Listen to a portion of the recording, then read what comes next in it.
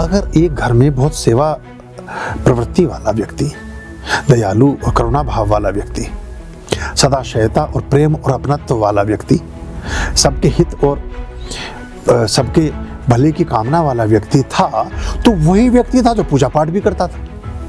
मतलब ये कैटेगरीज हैं।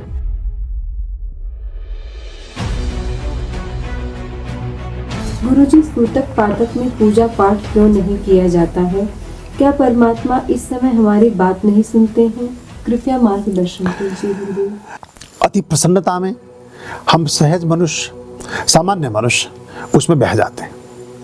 अभी बच्चा हुआ है तो ढोल ढपाड़े बज रहे हैं, फूल बताशे बट रहे हैं, मिठाइयाँ बट रही हैं, सब हो रहा है। अब वहाँ ऐसे ढोल ढपाड़ों में, शोर शराबे में, इन सब चीज़ों में, और प्रसूता घर में ही है। ये नर्सिंग होमों का तो विधान था नहीं। ये तुमने सोचा नहीं था कि कभी चिकित्सक के पास ले जाना पड़ेगा। घरों में बच्चों के जन्म होते थे।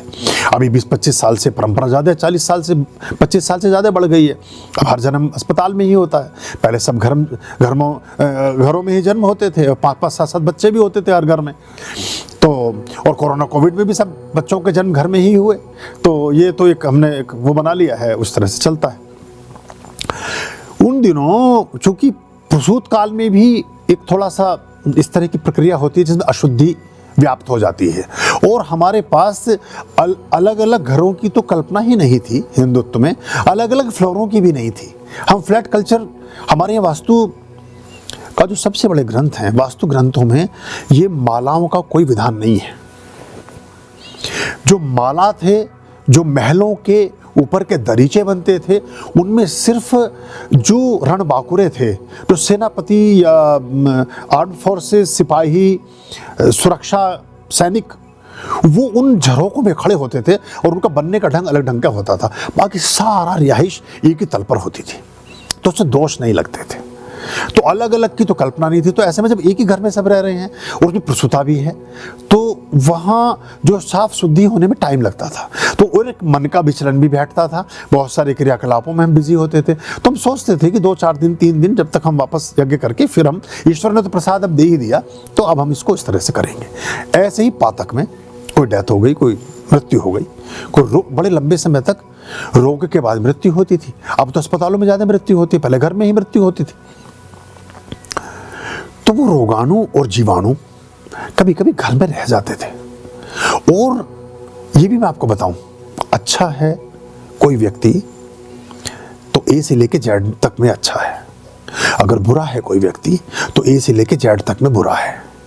अगर एक घर में बहुत सेवा प्रवृत्ति वाला व्यक्ति, दयालु और करुणा भाव वाला व्यक्ति, सदाशयता और प्रेम और अपनत्व वाला व्यक्ति, सबके हित और सबके भले की कामना वाला व्यक्ति था, तो वही व्यक्ति था जो पूजा पाठ भी करता था। मतलब ये कैटेगरीज हैं। जैसे मैंने कहा कि जो ए में अच्छा वो बी में भी अच्छा, जो किचन में खाना बनाएगी, कपड़े भी वही अच्छे धोएगी, पोछा भी वही ठीक लगाएगी, बाकी काम भी वही करेगी। जो कुछ नहीं कर रही वो कुछ भी नहीं करेगी।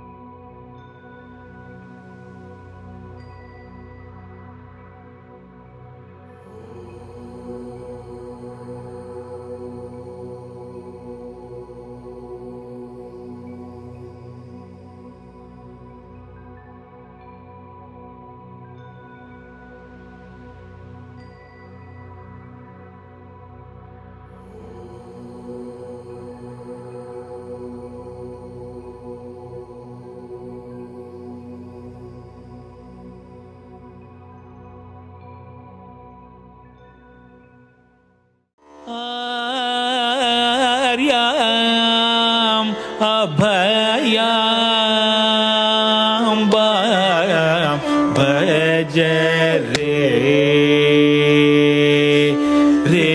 चित्त संततम मायाम अभयाम भज रे